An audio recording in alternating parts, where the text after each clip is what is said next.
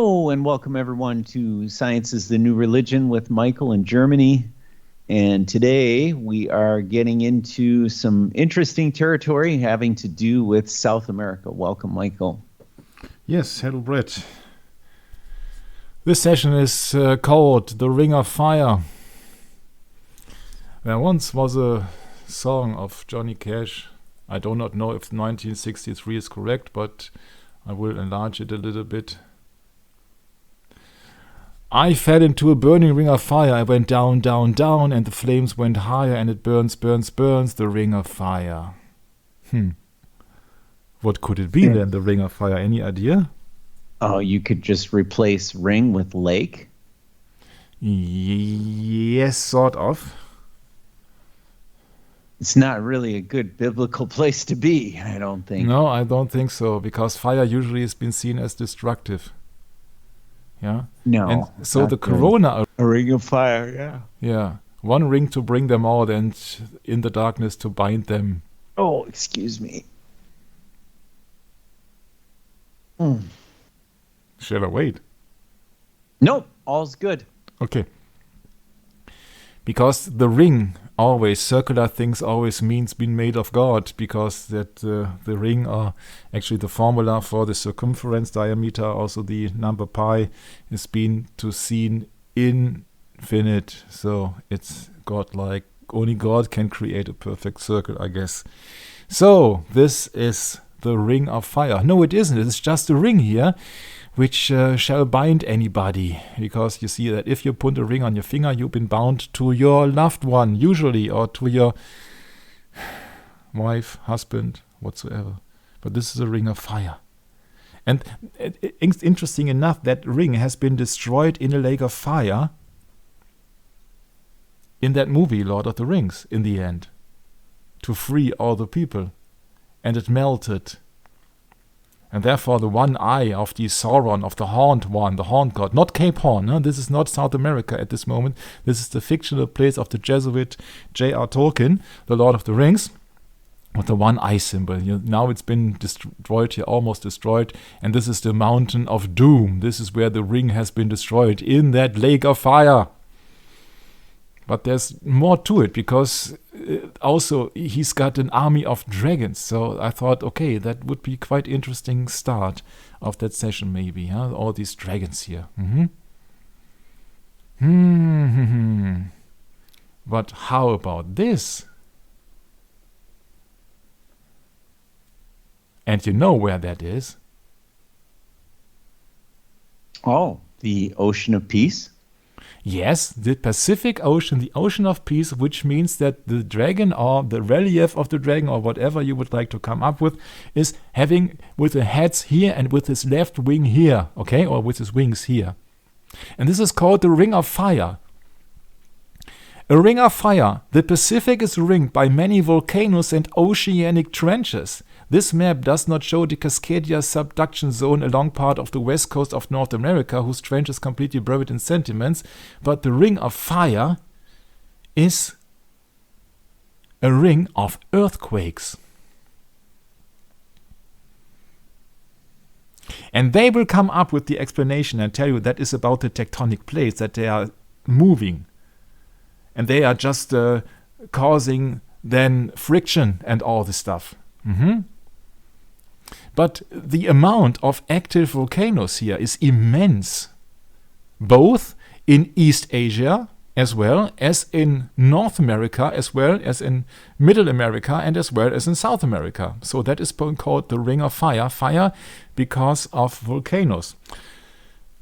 Biblically, if you think of the dragon here, it would also be the Ring of the Dragon. The Ring of Fire, or the Circum-Pacific Belt, tectonic plates, or a tectonic belt of volcanoes and earthquakes, about 25,000 miles long and about 500 kilometers wide, and surrounds most of the Pacific Ocean. The Ring of Fire contains between 750 and 915 active or dormant volcanoes, around 2/3 of the world total. The exact number of volcanoes within the Ring of Fire depends on which regions are included. About 90% of the world earthquakes, including most of its largest, occur within the belt, the Ring of Fire. It was created by the subduction of different tectonic plates at convergent boundaries around the Pacific Oceans. These include the Antarctic, Nachta, and Cocos plates subducting beneath the South American plate, the Pacific and Juan de Fuca plates beneath the North American plate, Philippines, Eurasian, Australian, Antarctic Peninsula, etc., etc. So don't discuss here the 35 million, this is quite hilarious. But most of the Earth's active volcanoes with summits above sea level are located in the Ring of Fire. Many of these subaerial volcanoes are stratovolcanoes, example given Mount St. Helens, which are formed by explosive eruptions of tephra alternating with effusive eruptions of lava flows. So, history. From ancient Greek and Roman times until the late 18th century, volcanoes were associated with fire based on the ancient belief that volcanoes were caused by fires burning within the earth. This historical link between volcanoes and fire is preserved in the name of the Ring of Fire, despite the fact that volcanoes do not burn the earth with fire. The existence of a belt of volcanic activity around the Pacific Ocean was known in the early 19th century. For example, in 1825, the pioneering volcanologist G.P. Scrope described the chains of volcanoes around the Pacific Ocean's rim in his book Considerations on Volcanoes. I find that quite interesting, Brad. You see that Pacific means peace, and now we learn that 90% of all the active volcanoes on the Earth are being encircled around the Ring of Fire, around the Pacific Ocean. My. There are gaps in the Ring of Fire at some parts at the Pacific coast of the Americas. Americus. In some places, the gaps are thought to be caused by flat slab subduction. Examples are the three gaps between the four sections of the Andean volcanic belt in South America. In North America, there's a gap in subduction-related volcanic activity in northern Mexico and southern California, due partly to a divergent boundary in the Gulf of California and due partly to the San Andreas Fault, a non-volcanic transform boundary. Another North American gap in subduction-related volcanic activity occurs in northern British Columbia, Yukon, and southeast Alaska, where volcanism is caused by intraplate continental drifting. This is a distribution here and a summary of volcanoes around the Ring of Fire. And I was only interested in the country or the region. The number of volcanoes you see here, and you see the country there. So Chile got 71 volcanoes. Chile, Argentina, 18. Argentina, 15. Ecuador, Virgin of Quito, 21. Guatemala, 21. Mexico, 26. United States, 80. Russia, 67. Russia on an island here, Kuril Islands, 44. Japan, 81. Remember Fukushima, atomic power station. Japan 26, United Nations, Marian Islands 25, Philippines 41, Indonesia 70, 54, Papua New Guinea 47. That's quite a lot, huh? In total, 913. The four largest volcanic eruptions on Earth in the Holocene epoch, the last 11,000 years, which is of course unbiblical, occurred at volcanoes in the Ring of Fire. So the four largest eruptions occurred in the Ring of Fire. This is Alaska, Kamchatka, BC, before Christ, Japan, and Oregon. More broadly, 20 of the 25 largest volcanic eruptions on Earth in this time interval occurred at Ring of Fire volcanoes. About 90% occurring there. From 1900 to the end of 2020, most earthquakes of magnitude over 8 point occurred in the Ring of Fire.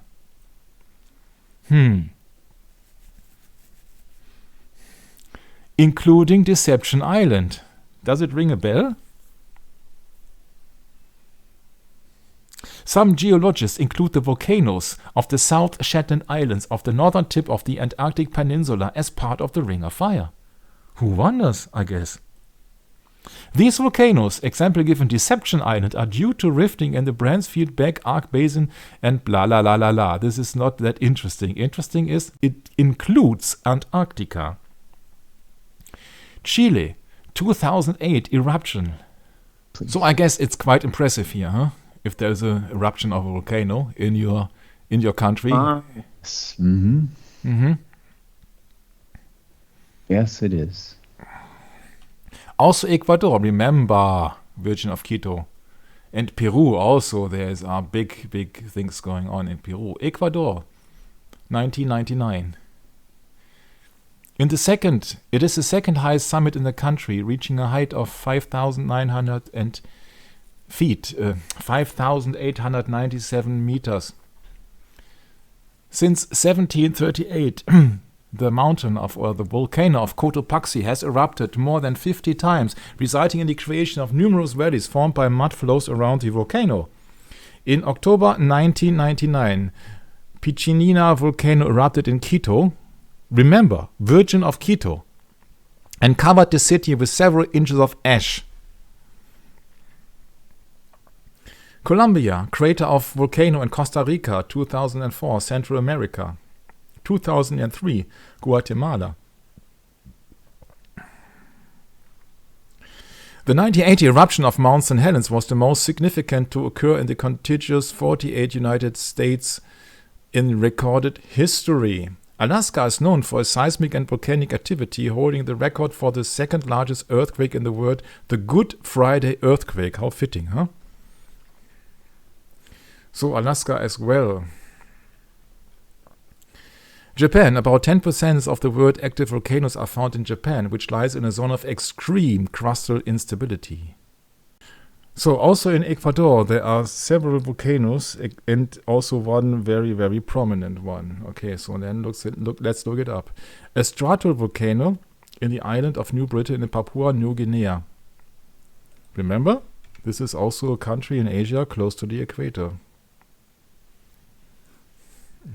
And that's why I started with Matthew 24. Can you read it, Brad? Sure. You want me to start at verse 4 then? Yes. Then I will highlight it so it's a little bit 4 more. through 8? Yes. So. Yeah. And Jesus answered and said to them, "Take heed that no man deceive you, for many shall come in my name, saying, I am Christ, and shall deceive many. And ye shall hear of wars and rumors of wars. See that ye be not troubled, for all these things must come to pass, but the end is not yet. For nation shall rise against nation, and kingdom against kingdom, and there shall be famines and pestilences and earthquakes in divers places. All these things are the beginning of sorrows." So famines can be created quite easily, actually, because these people only have to pull the trigger on world economy and the like. But earthquake is just another thing. I think that they are able to control the weather as well as to create earthquakes. One possible example would be Fukushima in Japan, some 10 or more years ago. But that's not my point. My point is that when we discover that there is a ring of fire, and when we discover that it has something to do with pagan belief, then how about this explanation for the usual people who are just in pagan beliefs? Volcanoes and dragons. The Chinese believe that dragons live in the mountains and control the forces of nature, including the eruptions of volcanoes. In fact, one of the most famous Chinese dragons, Long Wang, is associated specifically with volcanoes and is said to reside in the mountains of northern China. Similarly, in Japanese mythology, the dragon is also seen as a protector of natural forces, including the power of volcanoes. In Western cultures, dragons have often been seen as sinister and dangerous creatures, and their association with volcanoes has been interpreted as a sign of their destructive power, which is quite logically, because the dragons are being infamously known for spitting fire as well as a volcano. In ancient Greece, for example, the dragon Typhoon was said to be responsible for volcanic eruptions and earthquakes and was described as a giant monster with many heads and fiery breath. Similarly, in Norse mythology, the dragon Nidhogg was said to live in the roots of the world tree and gnaw at its branches, causing earthquakes and volcanic eruptions. And in the Inca Empire, it gets worse, because they sacrificed people in volcanoes. And when I combine this with interesting news In Germany, for example, when they say that scientists discovered 240 million year old remains of a dragon. And Kirchhoff's dragon, Athanasius, Jesuits, Athanasius Kirchhoff's dragon, all this stuff. And Pachamama, and Quetzalcoatl, and the plumed serpent, and the feathered serpent.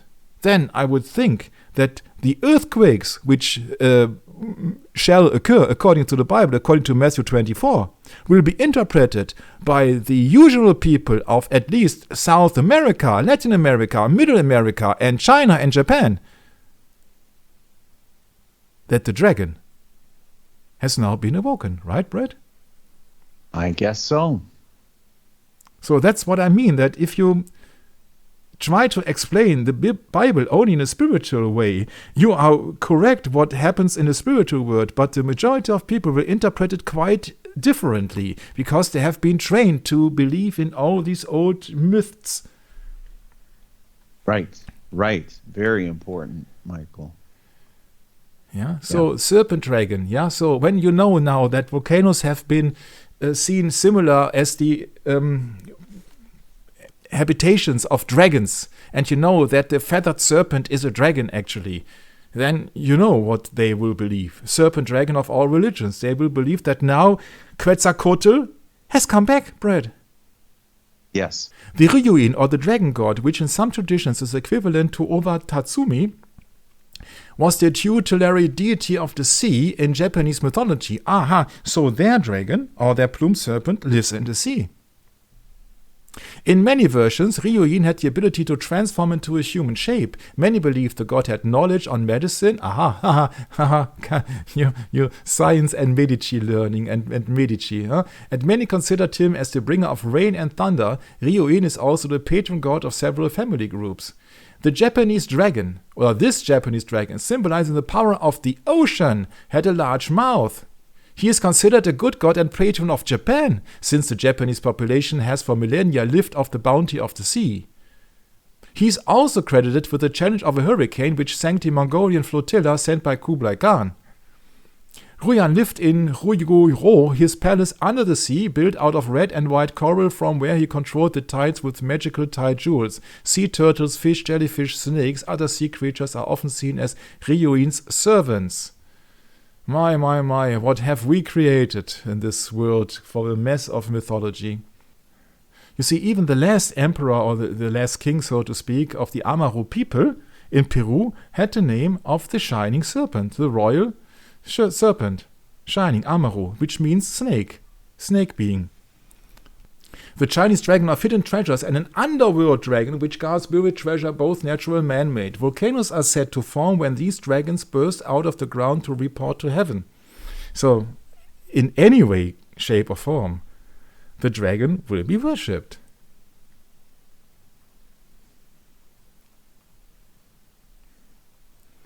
And now something that I found in the German Wikipedia. It says, in Hong Kong, nearby a mountain where a dragon, according to legend, lives, there has been erected a skyscraper or a building. In the middle is a free space, because then the dragon Futsalong can watch the sea. A supervolcano also. There's a volcano that had an eruption with a volcanic explosivity index of more than 8, the largest recorded value on the index. So there is something to come in the near future, because the Bible in Matthew 24 speaks of earthquakes in diverse places. So not only in Chile or not only in Japan, but in diverse places. Interesting. So this is a map here of known supervolcanoes. And I can enhance it, but I don't think that some people will like to see it. Yeah, Michael, just for clarity, just wanted to go over just something really simple. I mean, most of us that are studied in the scriptures, we understand that, the Bible speaks of doing things in parables. That this is, this term earthquake is something that doesn't necessarily mean it's a literal earthquake. It's a way of there's all kinds of different hidden things in the Bible that are said a certain way but have a different meaning, and the Bible will actually explain the meaning. You just have to read the Bible enough to know it. But this whole idea of a literal earthquake, you're meaning that you're pointing to the fact that most people are going to be looking for literal earthquakes, aren't you, Michael, by this study, right? We have to differ if Jesus is talking in parables or is Jesus talking about literally. And I think when he says about nation shall rise against nation and kingdom against kingdom and there shall be famines, I would take it literally, actually. Good, I just want to be clear about that. Yeah, I would take it literally because I cannot see that it's a parable here. You see, that is not about pearls before the swine or anything else. That is just... it's just to the point here. You see that he says here, many shall come in my name and saying I'm Christ. And you see that all the papacy, they call themselves the vicar of Christ. So this is literally. And so the verse 6, you hear of wars and rumors of wars. And you see we got the first World War, the second World War, the 30-year-old war and American Civil War and all the wars. You see that they happened. And that one nation shall rise against nation and kingdom against kingdom. You see that the people, the powers to be, they only have to act according to the script, and they will succeed. That's my point in it. And as Jesus told to his own disciples in 24, the signs of the end of the age. His disciples, he told to his disciples, so he did not had to speak in parables because there was no multitude present. That's my gut feeling, and this is my interpretation at the moment. You see that he only spoke to disciples, came unto him privately. So I do not see any reason why he should tell them parables. I see. Yep, that's true. That's true. So we see that many people are just buying farmland and all the stuff, and here got all the protests of the farmers here in Europe as well. Here in Europe. Yeah. So famines can be created when they claim their ownership of the land and when they will just dramatically reduce the production of, for example, with weather control. You can spoil all the harvest from a country or a certain region. Which has happened here last summer. We had not a good harvest then. Well, right. And I don't know if you've heard this before, Michael, but there were some people that put together some very interesting videos in the past about what's going on up in our skies with different nations flying over different nations and spraying this stuff. And, you know what we're talking about here. And that's more than obvious, I think, for some. And others just completely ignore it. Oh, there's no problem here. Nothing to see here. Sure. But I think that is also the summary of this weather control, that they can deliberately not only fight against enemies' armies, like in these United States Air Force paper, Owning the Weather by 2025, and we got 2024 already. It's Owning the Weather in 2025. So yeah, it's obvious that they are putting it out there that they're going to own it, and it's wicked as all compete, and people just ignore that stuff. They don't pay any attention to it as a force multiplier, right? Yes, and you see that we don't know if it is not another forgery of the state, but you can achieve then also the starvation of many people if it would not rain on an entire continent or an entire country. Yeah, that's what it's all about. That's what it's all about. Right? So then you create a famine. Henry Kissinger even said something about that. Something. If you control the food, you control the people. Yes. Yes, and that's the point. You see that if they don't have anything to eat, they have not to worry about the papacy of any thing. They are starving actually. So they have the ultimate problem is the biggest fear of people is the fear of dying. Mm-hmm. Yeah. So when they control the weather to spoil any harvest or to destroy any seed or what else they would like to come up with, they won't tell you what they are just up to. But when it comes down to geo modifications, geoengineering, they are just doing it for decades. So therefore, they can create a famine. And if they can create a famine, they can create tornadoes and what else. So maybe they can also create earthquakes. I would not be surprised if they can. And then it's very interesting to see where these volcanoes are and these massive eruptions. So at least from the scale from 7 upwards, they are just mostly in the United States of America and in, you see, South America. And this is Chile here. Argentina, Chile, Bolivia. This is Peru, yeah? You see Amaruca. And this is Japan, Russia, Indonesia.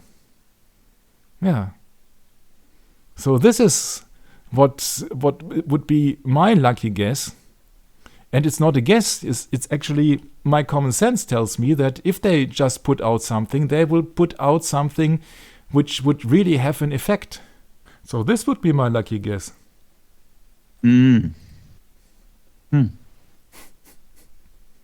Silicon Valley, Santa Clara Valley, is a region near San Francisco, Francisco's, of technology companies who work together the transhumanist goal of turning humans being into cyborgs as part of a Luciferian agenda.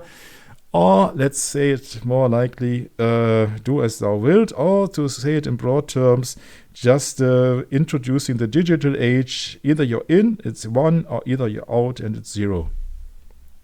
San Francisco was being founded by the Franciscans of the Catholic Church after the Jesuits were expelled. That means that the Jesuits worked together with the Franciscans, most likely. Silicon was invented by Knight of Malta, Mr. Jacob Berzelius, which parents were coming from a family of church pastors. And so this is Silicon Valley with Hewlett-Packard, Facebook, Yahoo, Cisco, eBay, Google, Oracle, Twitter, what else? Apple, not to forget Apple. Jesuits everywhere, Jesuits, and even more Jesuits. Yeah, so you can take a shortcut and say that, oh yeah, there is much going on in Silicon Valley. Yes. And in these days where science has been owned by the people, the powers to be, let's say the Vatican in broad terms, it's no wonder that they can come up with everything, even with Michael Mann's hockey stick climate change prognosis, which has very few to do with the Earth, but with the measurement methods and with the forgery and all the stuff. And of course, they can, I think it was you who came up with it, they can deflect the Gulf Stream in the winter so that Europe has a warm winter and all the stuff. I think it was you who came up with that, right? Well, it wasn't that I came up with it. It's just that other researchers for years have been talking about this. It's that back in 2010 when they had this... forget the name of the oil rig that blew up. Deepwater Horizon, huh? Yeah, Deepwater Horizon. When that went down, there were all kinds of people talking about it, obviously, here. And that more than likely was done to kill the ocean current at that time so that it would decrease the ebb and flow of the ocean currents. So the Gulf of Mexico has acted, I guess, as a type of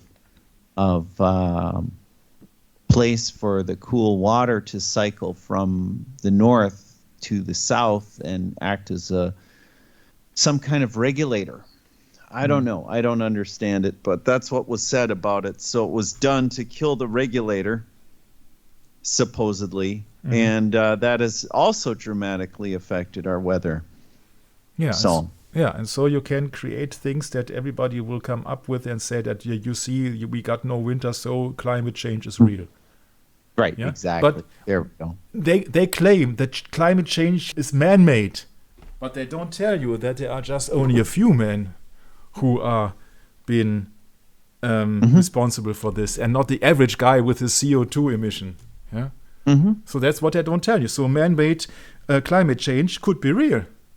But it's just a small bunch of people who are just pulling the strings. If it is HARP, is it is anything else, is it is underground detonations, I don't know how they achieve it. But so in other words, you're saying the responsibility lies on those that are involved. Yeah, so of course you go to conspiracy and the whole world will just go nuts. No, it's always the same. You see that this a small amount of people are just pulling the strings and let all the other people dance in their favor, and they're just robbing them of their money. So it's always the same. Always the same. It's always the same. So Yes, they come up with everything. It's just only for your protection. It's only for your good, and blah blah blah blah blah. Yeah, right. But every time, what they are doing is just to rob you. And blame it on you, yeah. So you see that it's just the old deception of everything, and so it is so important to see behind all their layers. What did Neil Armstrong said? Truth protective layers. Yeah. You see, even in the United States, you got patents of area delivery systems. Yeah, that something. In other words, you're not allowed to know the truth unless you are authorized. Yes. They ensure that the general people have no clue about anything, and they just have divide and conquer. Esotericism. Yes. Yes. Yeah. So you see that there are patents for chemical dispensing systems. But if they are doing it this way or the other way, I can't tell. I just want to show you that I'm not just talking about blah, blah, blah, blah, blah. Exactly. I do not know anything about it, but you see that usually I do research and then I talk about it, and not the other way around. So you see, no, someone had put together a very elaborate video. It was all in German, by the way, and this was way back. Fellow from Netherlands put it up on his website. And I found it very intriguing. I wish I could have, understood the language better, but there were subtitles. So I don't think I have that video, but I could try and find it. I might have it, because I did take some parts of it to put up on some videos years ago. So it could be that it's in my archive somewhere, but I'd really have to dig for it, Michael. I think there are many, many more patents which are not officially been known due to, let's say, security reasons. Yeah? Sure. Yeah. So you do not know if they can create any craters which suddenly, obviously, or what else appeared in Russia. You see, they have weather as a weapon. Control of the weather and temperature is within the realm of practicability now, and we know who talked about it, don't we? Yeah. Oh yeah. Well, this goes all the way back to Tesla, I think. Nikola Tesla.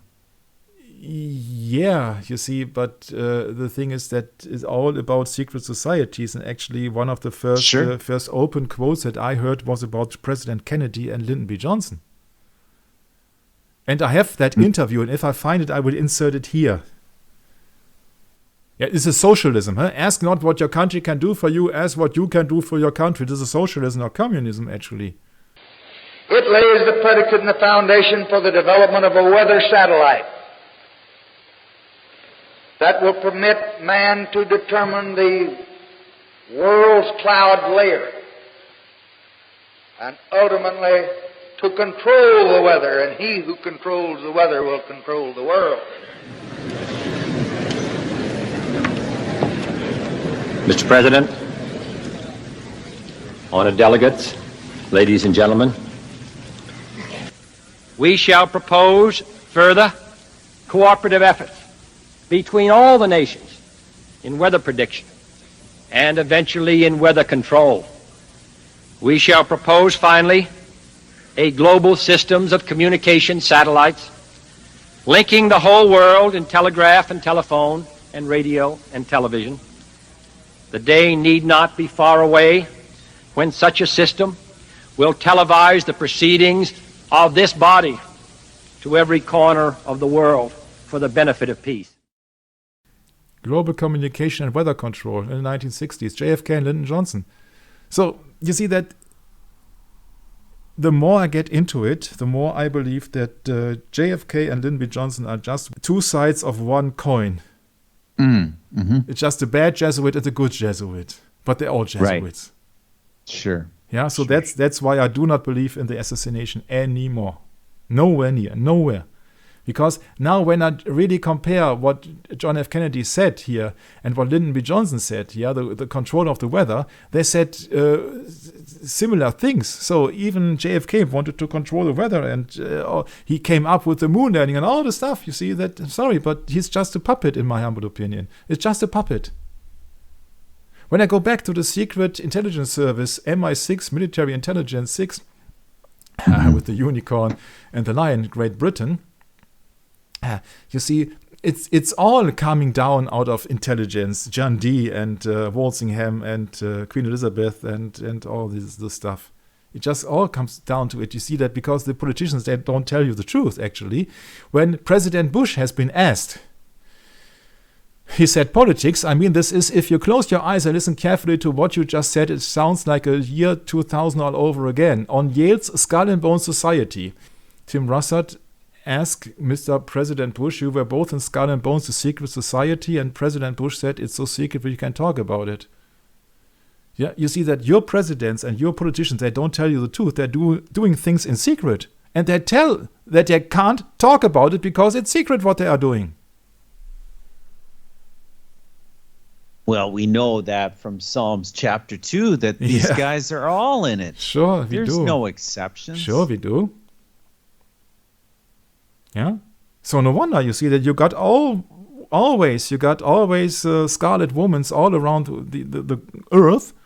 It's so secret we can talk about it. That's what he said. It's so secret we can talk about it. You were both in Skull and... Yeah, that's that interview that I mean. It's so secret that we can't talk about it. So they will do anything secret, in secrecy, in secret societies. They will do anything to just fool the people. It's like the Fukushima incident and this atomic power plant. 6.9 on the scala in Japan. Japan ruled by the Jesuits. Sure, because the Jesuits has been expelled there, and therefore they had the revenge on Japan, because some Jesuits were, what was it? They were killed there in Nagasaki, and therefore the so-called atomic bomb dropped on Nagasaki, and it was not by accident, it was on purpose. Yeah. 1579, Jesuit Alessandro Valignano visits Japan. 1639, Jesuit are exiled in Nagasaki, Japan after Shimabara revolt by Catholic peasants. Atomic bombing of Nagasaki, August the 9th, 1945. What a coincidence, huh? What a coincidence. Yeah. Panasonic means the sound of Pan and Saturn. Ah, there's so much to talk about it. And of course, secrets. This secret event in December 41, false flag Pearl Harbor. So they're all just working together, and they just fool the people into believing, oh yeah, the USA and Japan, they are at war. Only just to kill the people. Yeah, Winston Churchill. Order of the Garter. General Yamamoto. One big ship has been named after him. Order of the Golden Fleece. You see? It's always the same. It's always the same. Emperor Caesar. Caesar Taisho, member of the Order of the Golden Fleece. And Order of the Garter like Winston Churchill. So, behind the lines, they are all in the same league. But they just play like actors on a big chessboard. The big chessboard. 33-degree Mason and Schreiner Harry Newman drops 2 atom bombs on Hiroshima and Nagasaki on the 33-degree parallel. Subaru Pleiades look. Yeah, I'm sorry, but this is just going just too far. And so, what's the truth and of the tsunami? So, tsunami and nuclear disaster in Fukushima. What's a tsunami? A tsunami is a harbor wave, a series of waves in a water body caused by the displacement of a large volume of water generally in an ocean or a large lake, earthquakes, volcanic eruptions, and other underwater explosions. And now it's up to you to decide if it was a natural earthquake or it has been deliberately done by some explosions. And they say, okay, Japan's latest tsunami reaction shows lesson learned from previous disasters waiting for the next one. We are all right to be nervous. There had been a lot happening in and around the Pacific Ring of Fire lately. Chile had a big one in 2010, in Samoa in 2009. So I think that now, 15 years later, we are due to receive a big impact of one or many earthquakes. We can undoubtedly expect more quakes around Japan and all parts of the Pacific Ring of Fire. The enduring question is always, where will it happen and how big will it be? And once again, I came up with James Bond. Not because I'm fascinated, but because I see there are many things are just happening parallel when it comes down to James Bond, John F. Kennedy, the moon landing, or Bruce Lee. And this is the 1985 episode or James Bond movie called A View to a Kill, Project Mainstrike. The villain says, for centuries, alchemists tried to make gold from base metals. Today we make microchips from silicon, which is common sand, but far better than. And we form an international cartel to control. And therefore he presents now, may I present to you, gentlemen, this is Silicon Valley. Silicon Valley, here's San Francisco, over 250 plants employing thousands of workers. This is the heartland of electronic production in the United States. And we can put an end on the domination of Silicon Valley. And somebody who wants not be part of it, of that cartel, he was just being thrown out of that giant airship, of that Zeppelin, where this discussion allegedly took place. And this is, of course, San Francisco with the Golden Gate Bridge, which is not golden. But remember, Bruce Lee, 5 degrees Sagittarius, the Golden Gate, the gate to the gods. And this is international orange color, 33 degree. So this is their model in the James Bond movie. And I'm not saying that they will play out this scenario, but it is a possible scenario nonetheless. This is Silicon Valley here. And all the red dots on the outside here, just blinking here, you can't see it because these are stills from a movie. They are just indicating the mountain range. And this is the valley, the Silicon Valley. And here also is the San Francisco Bay.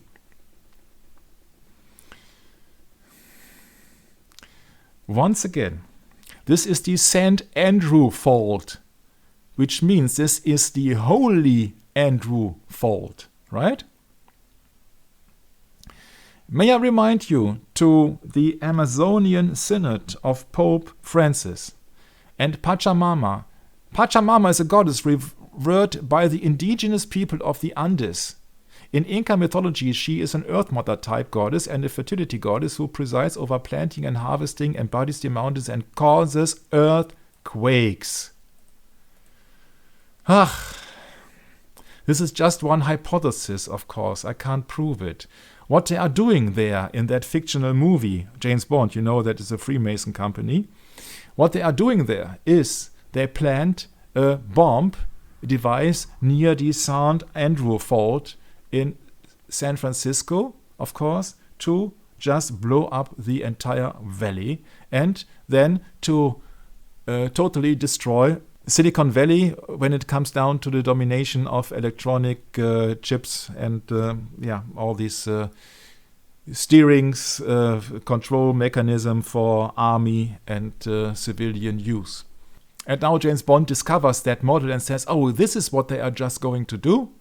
And how can we achieve that we will stop it? And the scientist here, the lady here, she explains, they only have to just place a bomb there, and all the Silicon Valley will then drown, so that the entire industry will then be destroyed. So, and of course, they could set it then as an earthquake. Maybe it's the similar thing they did, or somebody did in Fukushima in Japan. Who knows? Nobody knows. But you see that here the water is just rushing in here. Silicon Valley is no more. The San Andreas Fault. In the north, the fault terminates offshore near Eureka, California, and the Mendocino Triple Junction, where 3 tectonic plates meet. This is their explanation. It has been hypothesized that a major earthquake along the subduction zone could rupture the San Andreas Fault and vice versa. The fault was identified in 1895 by Professor Andrew Lawson of UC Berkeley. In the wake of the 1906 San Francisco earthquake, Lawson was tasked with deciphering the origin of the earthquake. He concluded that the fault must have been the origin of the earthquake. The lake was created from an extensional step over in the fault, which created a natural depression where water could settle. A common misconception is that Lawson named the fault after this lake. However, according to some of his reports from 1895 and 1908, he actually named it after the surrounding San Andreas Valley. So they have a valley. And you really think that is the real explanation of it? That it is San Andreas Valley for the San Andreas fault here? I have measured that distance here, and this is distance of when you drive it by car, not the aerial distance. It's 116 miles, so I don't think that is quite nearby. What is your idea about it, Brad? Well, it's a ways away for sure. It's not nearby. Yeah. Mm-hmm. I think so. It's more in the middle of the state than it is on the coast. Yeah. Yeah. If that is the right San Andreas. Middle, but maybe there's centrally located. Yeah. Yeah. Maybe there's another San Andreas which Google Maps does not know, but it sounds quite far off. Following the 1906 San Francisco earthquake, Lawson also concluded that the fault extended all the way into Southern California. In 1953, geologist Thomas Dibley concluded that hundreds of miles of lateral movement could occur along the fault. So, San Francisco Bay region earthquake probability 62%. Probability for one or more magnitude 6.7 or greater earthquakes from 2003 to 2032. So, they are overdue.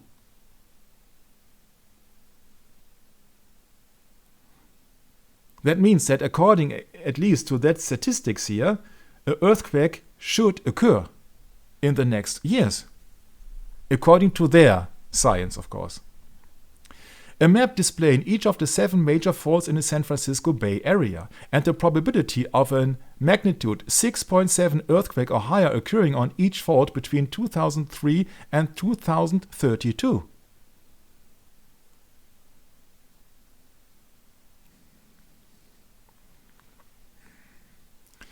San Francisco suffered severe earthquakes. In 1906, for example, this is a color video of course, an original black and white. And it has been said that also Fukushima, who was quite nearby the sea, in the Ring of Fire as well. This is the other side of the Ring of Fire in Japan. This is the west side, so to speak, and the east side is then in San Francisco. It's also the Ring of Fire. So both facilities, as well as Silicon Valley in San Francisco, as well as Fukushima in Japan, are located in or within the Ring of Fire and quite nearby the sea. And of course, they will tell you it is about the Japanic Trench and this is about the tectonic plate and the Pacific plate. What they don't tell you in this figure here, in this sketch, of course, is that it's a Ring of Fire. And there are many, many, many earthquakes there located. The 2022 earthquake coincidentally occurred near the dates of the first anniversaries of the February 2021 Fukushima and March 2021 Miyagi earthquakes. So even the earthquakes, they look for birthdays and celebrations. And please don't believe in any coincidences. Please don't. This is Wikipedia here. I'm not. So the 2022 earthquake is near the date of the 2021 earthquake. Celebrating a birthday, I guess. You think of coincidences here. Some people try to fearmonger people, of course, and they say, we were wrong. NASA has just announced that the San Andreas fault has ruptured and will cause a catastrophe. And I don't believe anybody who will try to have some hits on his channel. But I think it's likely that San Francisco after 1906 can suffer a severe earthquake. And in the middle of all the mess there is, of course, then the Silicon Valley. All this data suggests that the fault is ready for the next big earthquake, but exactly when the trigger will happen and when the earthquake will occur, we cannot tell. It could be tomorrow or it could be 10 years or more from now. It's the St. Andrew's fault, right? Andrew is said to have been martyred by crucifixion at the city of Patras in Achaia in AD 60. A tradition developed that Andrew had been crucified on a cross of the form called crux de Cusata, X-shaped cross or saltire, now commonly known as St. Andrew's cross. I think that's the real background of St. Andrew fault. And maybe that Silicon Valley could also then be crucified. There's also a St. Andrew's Church, one of the most important churches in the Christian world, which is totally incorrect, for keeping the relic of the precious blood of Christ. The relic was hidden before Longinus was killed and was miraculously found in 804, when St. Andrew revealed to a beggar in a dream the very spot where the relic was. From then on, popes, princes, and emperors came to worship the precious blood. This Longinus is the name given to an unnamed Roman soldier who pierced the side of Jesus with a lance, who in medieval and some modern Catholic traditions is described as a convert to Christianity. His name first appeared in the apocryphal Gospel of Nicodemus. The lance in Catholicism and where else is called the Holy Lance, and the story is related in the Gospel of John during the crucifixion. The act is said to have created the last of 5 holy wounds of Christ. This person, unnamed in the Gospels, is further identified in some versions of the legend of the centurion present at the crucifixion, who said that Jesus was the Son of God, so he is considered as one of the first Christians and Roman converts. Longinus' legend grew over the years, and it has deliberately meaning because that his name has not been mentioned in the Bible, I think. Yeah, so you got another piece of worship there, another idol. You have a holy lance. Never reading the second commandment, I guess. Yeah, and that was also where this Austrian dictator Adolf Hitler was furious, was being known more, that he used to try to gain power the spear of destiny and the Holy Grail and the Book of Power. My. He was presented, of course, as the Messiah. Are you still with me? Oh, kind of like a modern day Donald Trump. Excuse me. Yes, absolutely, yes. Yeah. Of course, I'm stupid. St. Andrew told him that the Holy Lance was buried in the church of St. Peter in Antioch. I guess if San Francisco has been named after, allegedly, the Franciscans, then I think that the St. Andrew fort has been named after Andrew or this St. Andrew, right? It's most likely. So there are many freeware programs also who are just indicating earthquakes. One of the last ones had been on the January the 5th in 2024. So you can really see that there is something going on. But I'm just intrigued by this, that Pachamama said he causes earthquakes and that dragons are being the inhabitants of volcanoes and all the stuff. And so to sum it all up with these earthquakes, I really think there's something to it. And I would expect that they use this tool, and the usual people, of course, they will fall for it. And if they then say that is the work of the devil or this is the work of what else, they will never admit that they are the cause of all the mess, because they have the weather at their disposal. Weather as a force multiplier was the name of that treatise here of weather as a force multiplier, owning the weather in 2025.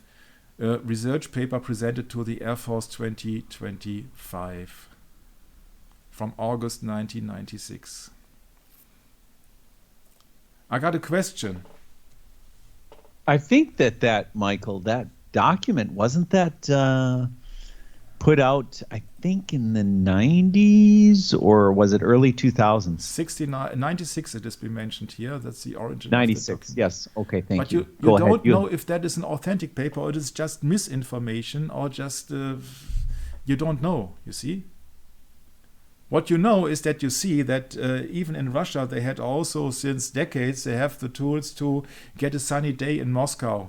Yeah, so whenever they want, so let it rain on purpose. And you see that they can do so much that we do not know. Yeah, who knows what kind of a patents Nikola Tesla left? Yeah, we do not know what happened on September 11 exactly. You don't know. But I have of course. But I have one question.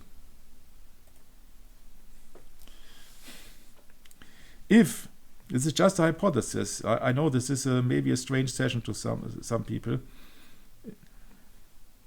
Why on earth would you establish a high sensitive branch in an area which has been known for being affected by earthquakes?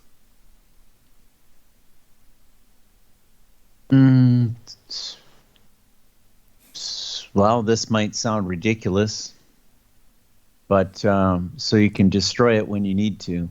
Right.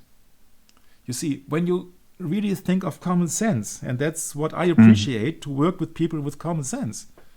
Yeah, if you really would take care of your most sensitive part, branch, military industrial complex, then you would seal it in a mountain range or even under the earth or whatever, to make sure that it would sustain an impact from the air, from the enemy, or from natural forces or whatever. But you would never locate it in a valley where even 1906 there was a big earthquake. So it is not a fairy tale that this area of the United States can be affected by earthquakes. And if that also is the storyline of a James Bond, then I would not be surprised, because that could cause the shift of power from the United States to China in the end. Imagine if that would be natural causes, they would sell it as natural causes, the same as in the case of Fukushima in Japan. Right. And for the pagan people, it would be dragons and the wrath of Quetzalcoatl and Pachamama and what else? By the way, just to mention this quick, you know that Nikola Tesla had this death ray weapon that he had talked about. Yes. And apparently, you know, Nikola Tesla's financer, of course, was J.P. Morgan, right? Freemason, yeah. Yeah, there you go. So, of course, you know, J.P. Morgan basically owned Nikola Tesla. So anything he did was collected and used for that purpose. So, of course, that could be used as a weapon against the people. And I think that, wasn't it Nikola Tesla's dad worked as a librarian in the Vatican Library. And this is where Nikola Tesla got a lot of his work from. Go figure. Yeah, he knew exactly what they would come up with. Yeah, you see that it was Nikola Tesla who openly criticized Albert Einstein's theory. Yes, Boscovich. Theory of natural philosophy. Yeah, so that was the book that Tesla was reading while being pictured. So he knew exactly where Einstein had a theory from. And then he said, yeah, that Einstein's theory is a beggar dressed like a king. That's right. I forgot about that. Yeah. Yeah, I got a script on Einstein on that regard within these science sessions coming up. So therefore, I have been reminded of this. But if you really combine all the stuff, so one possible scenario is that they will let it happen on purpose, so that you see that there's only, like in this James Bond movie, so quite similar. Yeah. They have only to place two bombs. 9/11. Or 9/11. They have only to place one or two bombs. Yeah, and then so it's in the range of the ring of fire, so where many earthquakes and so appear, and San Francisco is infamous for earthquakes. So how on earth do you come up with the idea to place there all your sensitive things? Other than it happens then on purpose, or you can avoid it, so that maybe they have some measurements or some things at their disposal to avoid earthquakes in that area. So maybe it's just two sides of a coin. So they can not only control the weather, but maybe they can also control the earthquakes. And this is a scenario which keeps me busy, because I think then what would happen there if Silicon Valley would be drowned on natural causes and nobody would to blame. Right. Nobody would to blame, then the stock market would crash, because all these companies there, they are very, very highly regarded in the stock market here. Oracle, Google, Twitter, which is now X, Elon Musk, HP, Hewlett Packard, Facebook, Yahoo, eBay, come on, Apple, come on. You see, can you imagine that all these companies would at least suffer a great, great, great loss? Yeah, can you imagine what that meant then to American economy, and what that meant to America's ability to sustain in the technology market and in military aviation and all the stuff? So that would weaken the United States, destruction of billions of dollars. And I'm not sure that these companies would then be recreated. Yeah, so maybe the state says, okay, then now we have to pull the trigger here, and now we have then one socialist state with one Facebook or with one Google and one computer system. And so, because you see that I don't think that an insurance company would cover earthquakes in Silicon Valley. So they would literally be bankrupt. Or at least if we're not already bankrupt, yeah, right. Yeah, but you see that my point is that to have a shift to China, good. You see the old play, communism against capitalism. So then you weaken the capitalist countries, and if you would weaken Silicon Valley by a so-called natural earthquake happened there, which is overdue according to their science, right? Yeah, then you would have a power shift. That would all be justified, yes. Yes, and then you would have a power shift to communist countries like China and India, who are just on the merge of stepping into with electric automobiles, with internet and all the stuff. Right. And this is all the Ring of Fire, where, once again, yeah, you see where you got the depiction of the at least the left wing of the dragon, or the Ring of Fire with all the volcanoes. And then you got the combination with the pagan beliefs of volcanoes, dragons, and Pachamama. And then it would fit. You see that everybody would have his theory. The ones like us saying, okay, they did it deliberately. The other ones saying, okay, natural causes, but we can't help it. You see that we the people, we are destroying the planet. Yeah, now it's having so much earthquakes all around, and we are to blame without our CO2 emissions. And then you can think of other verses in the Bible, Brad, that God said that there will be no love among the people, and even the children will help the parents to kill. So they will blame all the stuff that happened, floods, earthquakes, thunderstorms, whatever, on the climate change because of CO2. Yeah, and they can create that deliberately. So they can pull the trigger, and they have their technology at their disposal, and they can blame it on us so that we get bankrupt and they get richer and richer and richer. And then they play maybe the game of capitalism, United States against communism, China, and of course communism will win, because that is the origin and the discovery and the invention of the Jesuits in Paraguay in Latin America. So all America, all Amaraku, yeah, shall be a communist country. So, and that would be at least one way, which would then be in line with the occurrence in the Bible in Matthew 24. That's because I just wanted to stick to Matthew 24. And he says famines, earthquakes happening in diverse places. And you see that famines and earthquakes you can create by controlling the weather.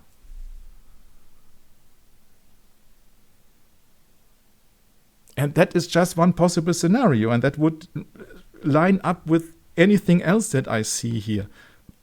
I'm not a prophet. I just try to use my common sense.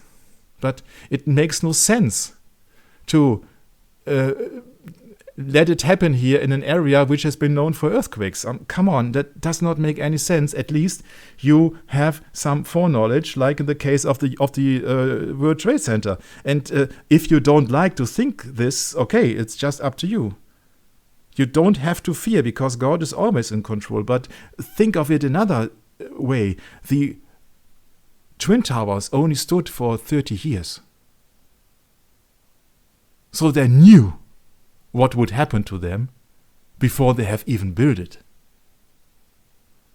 So if you think that I am far-fetched, then study history, and you see that there is just only one power, and this is has everything to do with lies. And that's why we shall close the session with, of course, the Bible.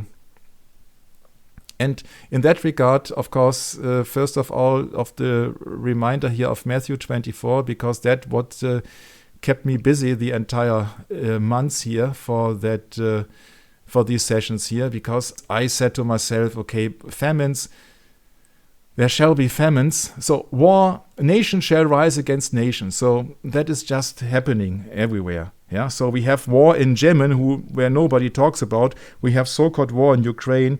We have war in some other parts of the world, in Africa and all the stuff, where no radio station and so is broadcasting this. So, and kingdom against kingdom, and there shall be famines, pestilence and earthquakes. You see that all the three you can create with modern technology. Famines, pestilences, earthquakes. Yeah, and that was one of the concerns, I think, years ago, when there were people stepping up and saying, that this Tesla weapon is a quote-unquote scalar weapon. I don't understand much about this, but they're saying that, it's an earthquake weapon. When we talked about that Nikola Tesla in the science series, we had mentioned a Tunguska event. That was 1908 in Russia, and so I just translated into English.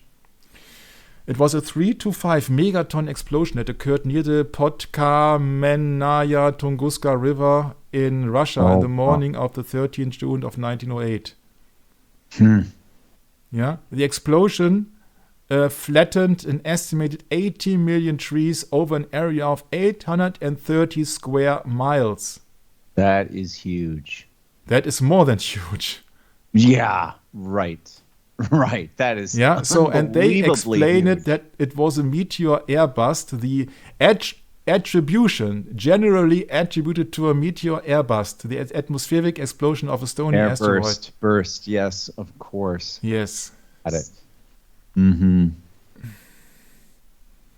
So, and some people came up with the idea and said, okay, look into the timeline. Of course, Tesla has not been mentioned here. But looking Tunguska, Tesla Tunguska explosion. Interesting.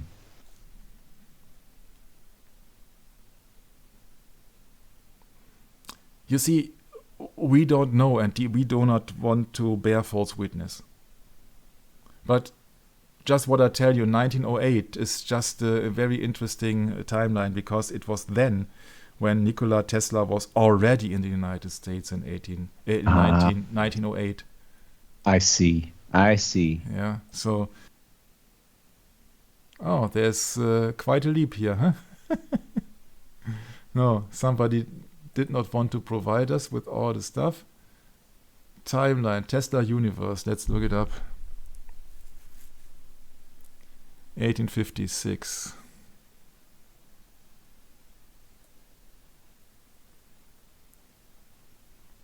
So let's go for 1900.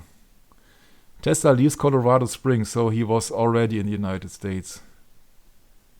Mm-hmm. Tesla, 1897, electrician, Buffalo, New York, 1897, so 1899. So the miraculous year of Albert Einstein happened to be 1905, so let's look at 1904. The Colorado Springs Power Company sued Tesla for electricity used at the experimental station. $180. 666. Okay. His electrical equipment is put in storage. 1906. So missing out 1905.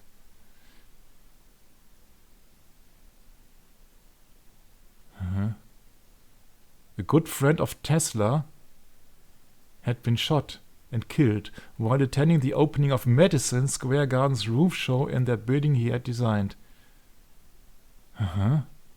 1907.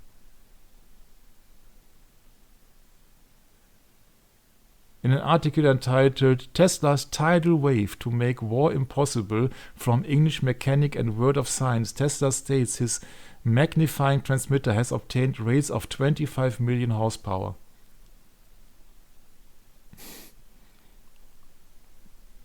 May the 3rd, 1907. Magnifying transmitter, 25 million horsepower.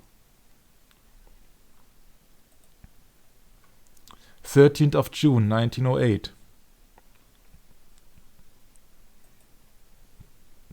Put that in perspective. 1909. Marconi wins Nobel Prize for radio, although it was most likely also an invention of Nikola Tesla. Tesla is furious and intensifies his long battle to correct the injustice. Yeah, of course, they will always favor an Italian and somebody of their family.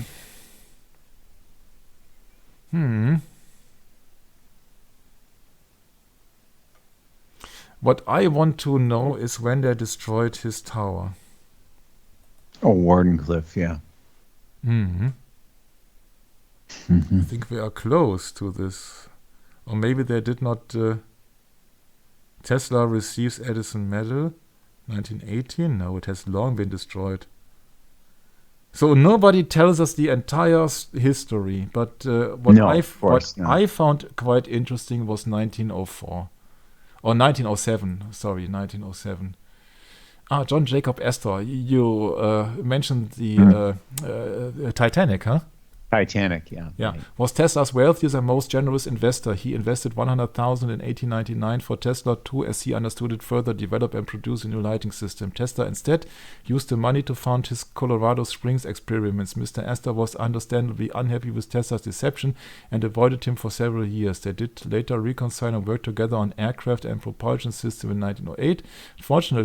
Unfortunately, Mr. Astor and his wife were aboard the Titanic, which began to sink after colliding with an iceberg. What a coincidence. Tower equipment repossessed. Removed the machinery from the building as part of their judgment. Westinghouse. Yeah, actually they tried to bankrupt him, I think. Oh, they did. Oh, for sure. 1911.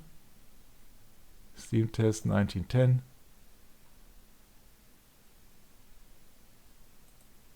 1907. Magnifying transmitter has obtained rates of 25 million horsepower. That's the article.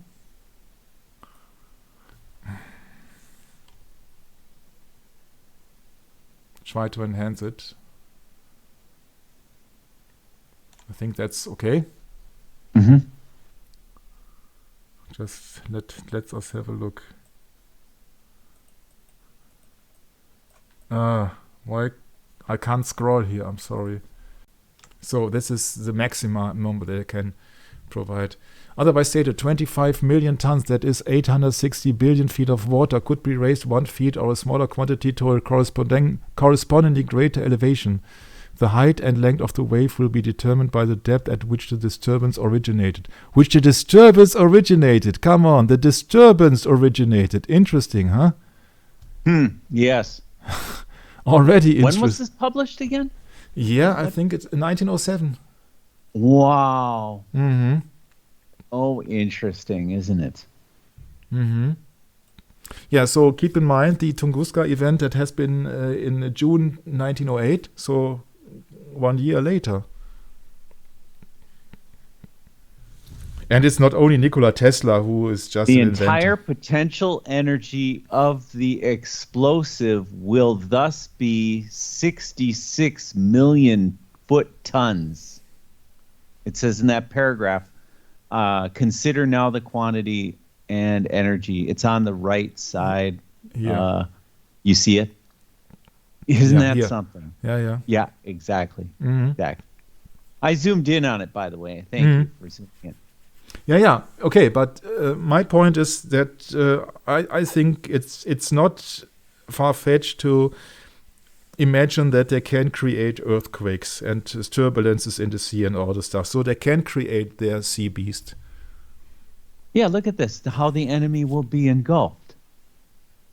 Otherwise stated, 25,000 tons. That is. I can help a bit. Yeah. Right. Yeah. Wow. He says even here, a similar and much improved machine now under construction will make it possible to attain maximum explosive rates of over 800 billion horsepower, 20 times performance of the Dreadnought broadside, what sich cannon fired or what else. These figures are so incredible that astronomers unacquainted with this marvelous appliance have naturally doubted the practicability of signaling to Mars. You have to keep in mind that Tesla signaling to Mars. What's that supposed? Oh, he wasn't. He claimed he was in touch with Martians. Nikola Tesla did? Yes. No, it's no. Don't laugh. Why? Because you have to think of some other things that you see that he. You mean the god Mars? The god of war. People, aliens, what else from Mars, so that he received all his things by channeling, maybe. No, think of another term. Think of that he was in touch with Freemasons. So what keeps me interested is that it sounds even like he was having spiritual exercises.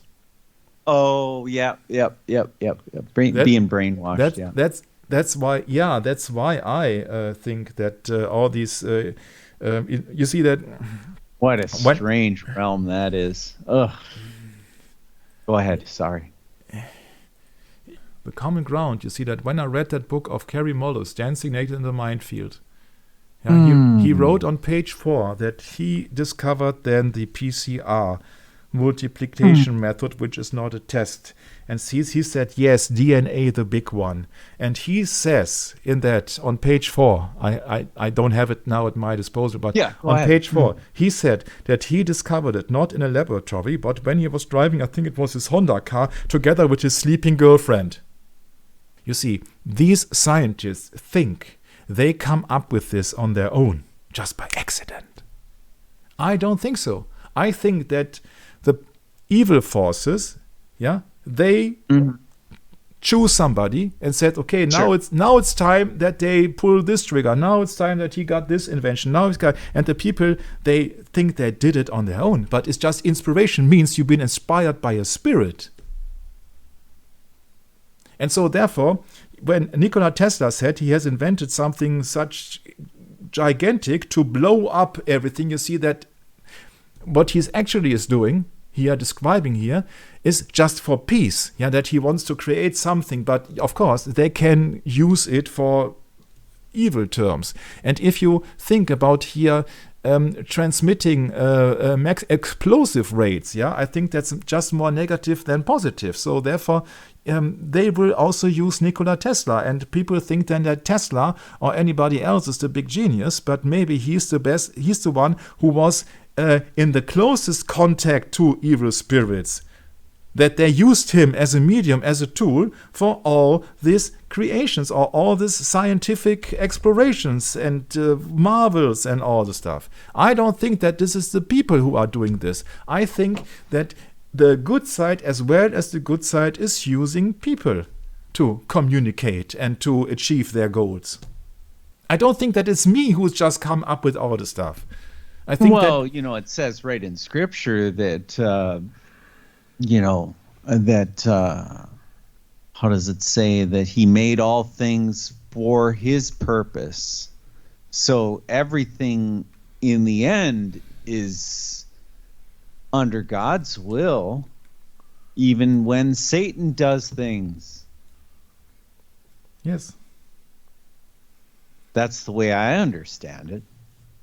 Yes, but you see that the usual communication or the usual dialogue that we have, the discussion that we do have, this is about that everything is possible because they have so much things at their disposal that we do not know of. You see, the destruction of the towers and the Fukushima incident and what else? You see, and they fool you. Right. They fool you deliberately. And so therefore, I think that Nikola Tesla has been gifted by a special spirit. Let's put it this way. Yes. But I don't think necessarily that he was the smartest man around. He was just being used to promote things which should be promoted then, where the time was right to promote this and that. And I think that's the big problem, that people do not recognize that there are evil and good forces. They think that's all just them. And that's also the trap when Satan or the serpent says, ye shall be gods.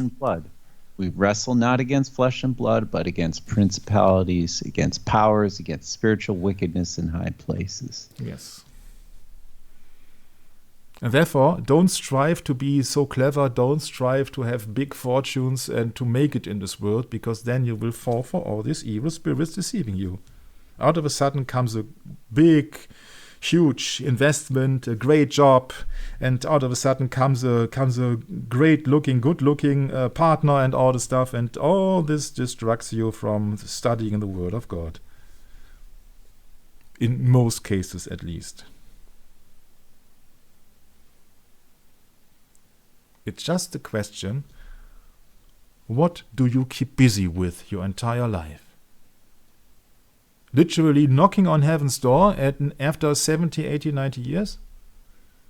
And then you've been asked, okay, son, or what else? Let's have a look what you have done your entire life. You watched movies. You went to the cinema. You fornicated, you lied. You just watched horror movies. You just have betrayed your friends. You have stolen money. But you did not had any time to read the scripture. Because you was just too busy to make it in this world. And that's why we gather together since years now to make all these sessions happening, to just have our small contribution to spreading the gospel to every creature, right, Brett? That's right. Amen to that. Even if the majority of our time we are just keeping busy to just uncover all these unfruitful lies of darkness. And that's therefore why I switch. I think Matthew 24:7 has to be taken literally, and I think they have all their means at their disposal to fulfill the scripture. And this is God's will. And this is the beginning of sorrows. The true followers of Christ have always been persecuted. Everywhere, anytime. So, nothing is new under the sun, under the moon, or under the stars. And even the sun and the moon and the stars, they have other meanings than usually being described or being described or being understood. So therefore, I think that was quite interesting that we have gone into this, because you see that in the logical summation of all the things, I would put my money, if I would do it, I would put my money on having a big earthquakes appearing, because you see that we have learned, according to their science, the majority of earthquakes are happening within the ring of fire. So, I would put my money on the ring of fire for Matthew 24, for the reasons that I have stated. because we are talking about Latin America. We are talking about the land of fire beside the dragon here. We are talking about the Cape Horn where the dragon's head is. We are talking about the street of the dragon, the Drake Strait. And we are talking about Amaruca, the land of the feathered serpent. And we are talking about Deception Island here and so many other stuff that we have not even mentioned yet. And this is the Ring of Fire. And the dragon or the feathered serpent has something to do with fire. And destruction has something to do with fire, like the lake of fire. But this is the ocean of fire. They tell us that is the Pacific Ocean of peace. But how can this be the Pacific Ocean of peace when there are many volcanoes? And some of the volcanoes are also under the ocean. So I think we are living in very interesting times. And with this, I would like to sign off until the next session. And yeah, thanks for having me. And please read your Bible, because I think that in the near future, when these sessions have also been found any end, then we will just more focus on the Bible once again. But we do, because this is just all for Matthew 24. That I did that research. I did it not to gain any riches or what else. I just did it for Matthew 24:7. Thanks for having me and signing off. Thanks, Michael. Thanks for helping clarify some Bible topics as well, at least for me. And hope everyone's doing good, and we'll hope to catch up with you soon in the next sessions. And God bless, and bye-bye.